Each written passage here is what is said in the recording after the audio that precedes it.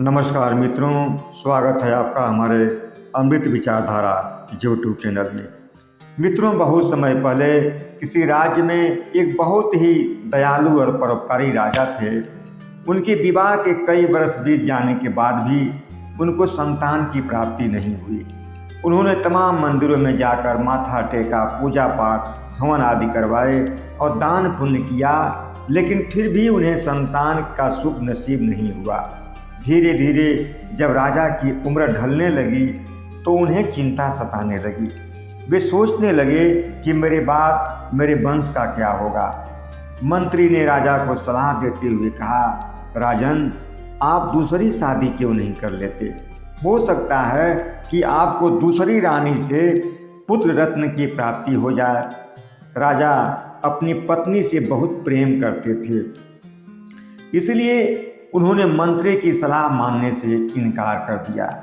लेकिन जब नगर के लोग उन्हें निर्वंशीय राजा कहने लगे तो उनकी चिंता और बढ़ गई। अब वह हर समय उदास रहने लगे।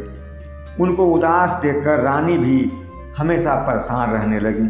रानी हर समय बस यही सोचती रहती थी कि मैं ऐसा क्या करूं कि राजा के चेहरे पर मुस्कान आ जाए। एक दिन रानी ने झूठ बोलकर राजा को खुश करने की बात अपने मन में सोची और रानी राजा के पास आकर कहने लगी, महाराज, आपके लिए एक खुशखबरी है। आपको अब कोई निर्वंशीय राजा नहीं कहेगा। बहुत जल्दी ही आपका पुत्र आपकी गोद में खेलेगा और आपके बाद आपके वंश को भी आगे बढ़ाएगा। रानी जी की बात सुनकर राजा उठकर खड़े हो गए और रानी को दोनों हाथों से पकड़कर कहने लगे, क्या तुम सच कह रही हो? रानी ने कहा, हाँ महाराज, यह बिल्कुल सच है। आप तो जानते ही हैं मैं कभी झूठ नहीं बोलती। राजा का चेहरा मारे खुशी के फूल की तरह खिल उठा।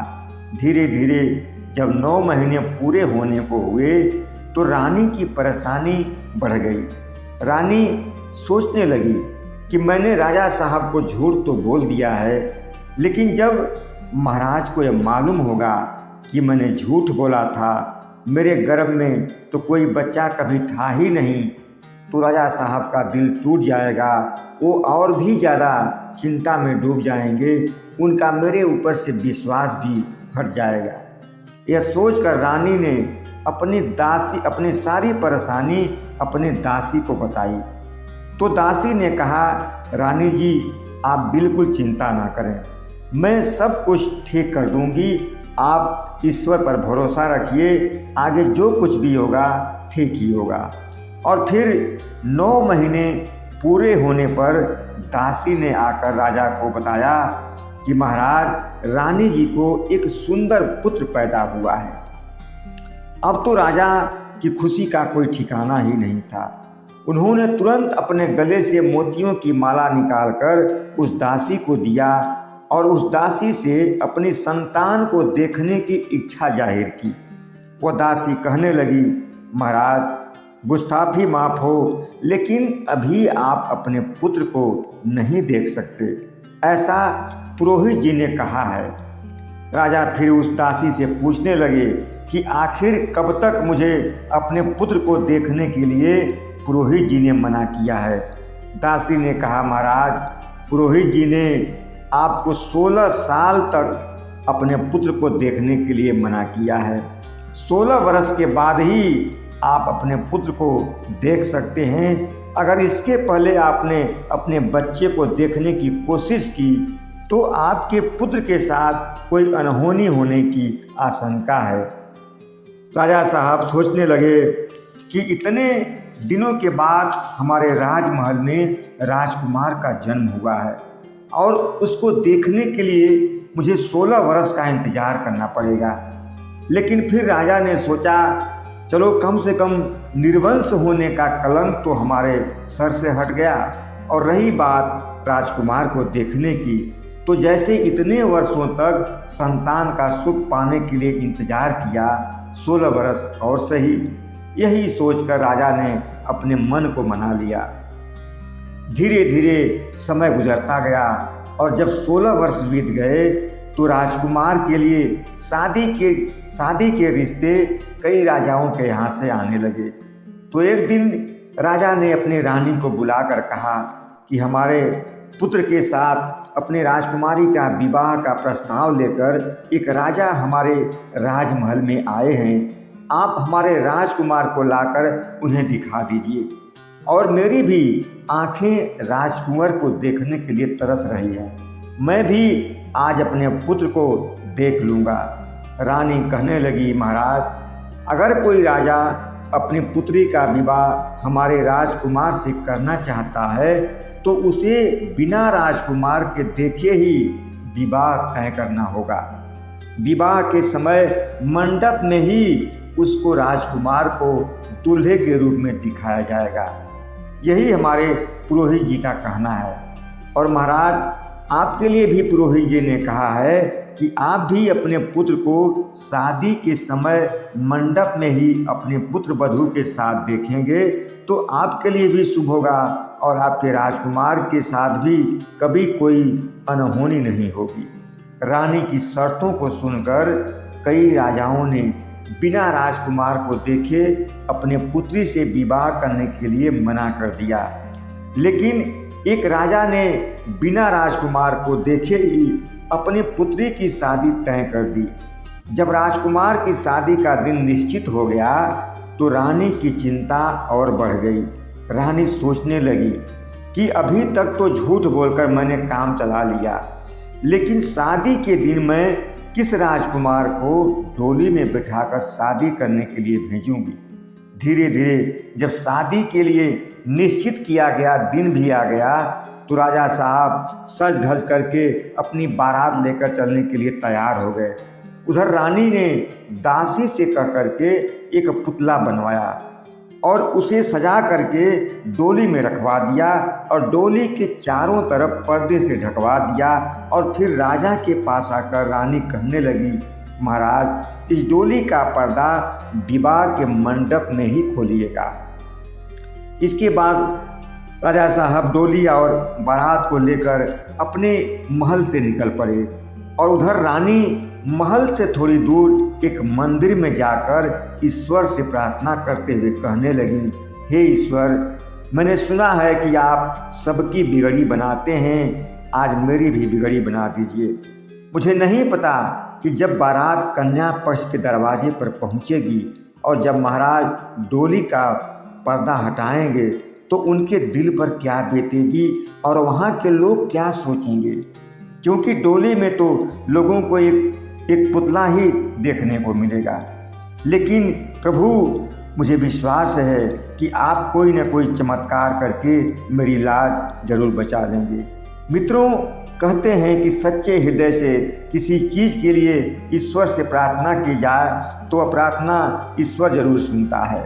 जब राजा अपने महल से बारात लेकर चले तो कुछ दूर चलने के बाद रास्ते में एक पीपल का पेड़ था। उस पीपल के नीचे कहारों ने डोली को उतार दिया और आराम करने लगे। वह पीपल का पेड़ बहुत पुराना पेड़ था। उस पेड़ की जड़ों के नीचे इच्छाधारी नाग और नागिन का जोड़ा काफ़ी दिनों से रहता था। इच्छाधारी नाग नागिन ने जब बारात और डोली को देखा तो उन्होंने देखा कि यह बारात बिना दूल्हे की जा रही है। डोली में तो सिर्फ एक पुतला रखा है।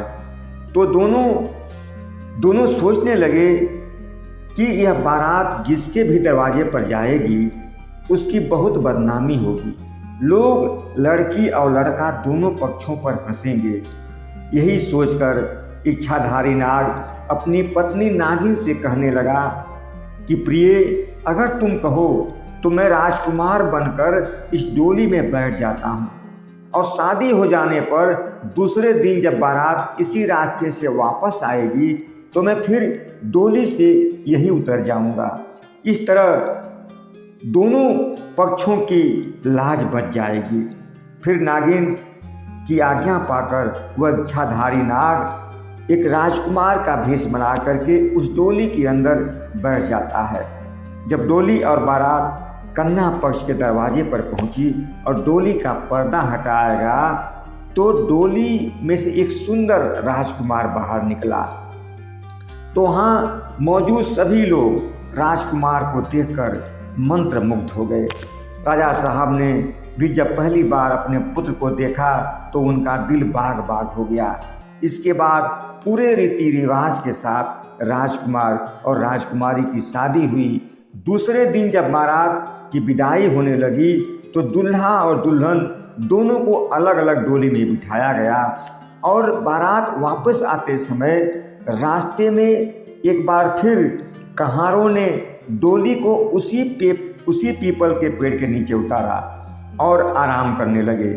जब इच्छाधारी नाग डोली से उतरकर अपनी पत्नी नागिन के पास आया तो दोनों बहुत खुश हुए।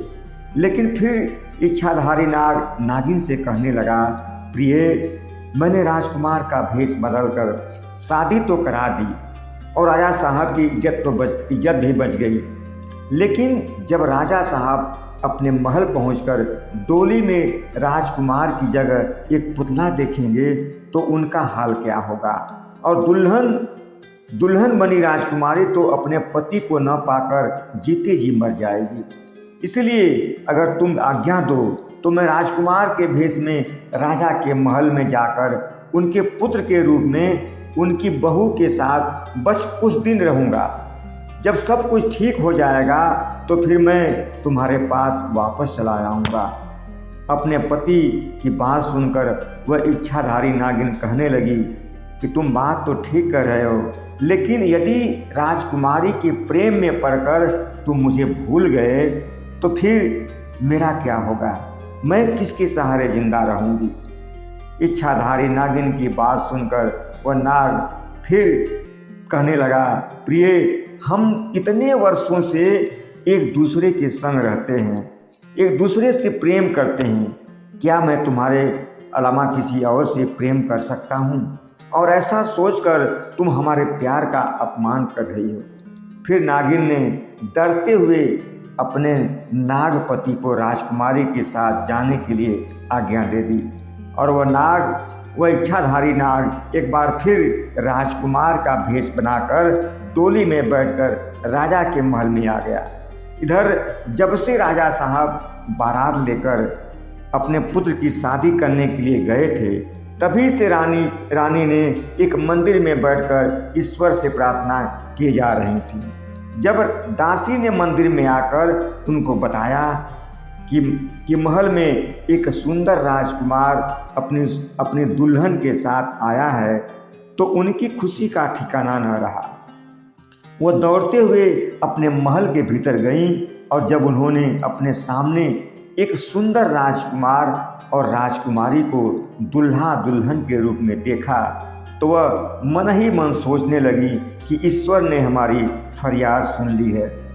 राजा साहब के महल में चारों तरफ खुशियां ही खुशियां बिखर गईं और धीरे धीरे जब कुछ दिन गुजर गए वह नाग राजकुमार के भेष में राजा के महल में रहते हुए राजकुमारी के प्रेम में फंसकर अपनी इच्छाधारी नागिन पत्नी को भूल जाता है। और जब इच्छाधारी नागिन समझ गई कि मेरा पति नाग मुझे भूल गया है तो वह गुस्से में आकर अपने पति से बदला लेने के लिए महल के अंदर गई। लेकिन जब वह इच्छाधारी नागिन ने राजकुमार बने अपने नागपति और राजकुमारी के प्रेम को देखा तो उसका मन बदल गया और फिर इच्छाधारी नागिन ने राजकुमारी की खुशी के लिए अपने प्यार का त्याग कर दिया और फिर वह वापस जंगल में लौट गई। उसके बाद राजा रानी और उनका पुत्र और पुत्रवधू खुशी खुशी महल में रहने लगे। मित्रों, अगर आपको यह कहानी पसंद आई हो तो आप हमारे चैनल को लाइक और सब्सक्राइब जरूर कर दीजिएगा। बहुत बहुत धन्यवाद।